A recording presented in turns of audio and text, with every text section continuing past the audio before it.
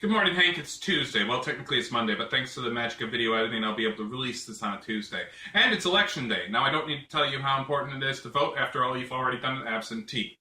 Buzzfeed. Buzzfeed recently released a quiz which determined which YouTube celebrity you were most like. And I'm you. Well, technically I'm me and you're you, but I'm like you.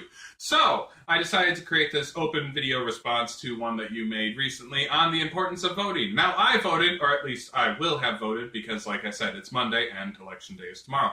But I can understand why some people might not feel like their ideas are represented in the voting process. For example, Michigan has proposals 14, 1, and 2 on the ballot this year. Now, they are referendums concerning the classification of wolves as game species. Now, if you hear that title, you think, no, you can't make wolves game species. They're endangered animals. They need to be protected.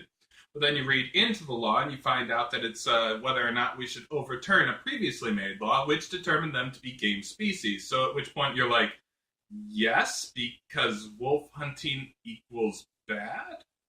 My point is the law was made without the knowledge of the public. Now I understand that it would be impossible to make a website which would allow the public to have a say in every single law that's going through Congress. Not in this world of social media. And I mean, where would we find the social media engineers necessary to run said website? Except everywhere.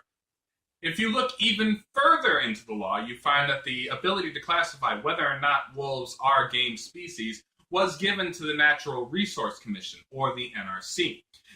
And they're a private commission which doesn't have to answer to the people. Meaning, whether or not the people vote yes or no to proposals 1 and 2, or 14, 1 and 2, it doesn't really matter because the RNC is already going to make their decision regardless of how the public feels. Now, it will work as a public opinion poll, but, I mean, that'll be as effective as any public opinion poll, really. Now, I'm not alone here in Michigan.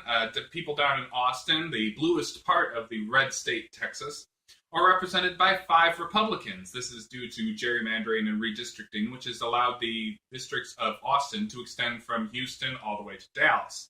This makes it so that there are 5 Republican representatives and 1 Democratic representative in the bluest, and like I said, the bluest part of Texas. Also, if you look at the Keystone Pipeline, it's faced opposition in every state that it's gone through, claiming that it's going to be making jobs, which are actually temporary. But the bypass has got to be built sometime, and if we had a problem with this bypass, we should have mentioned it. We should have mentioned it months ago, even though we did. My point is, these policies are being passed without the knowledge of the public. Now, it might be better if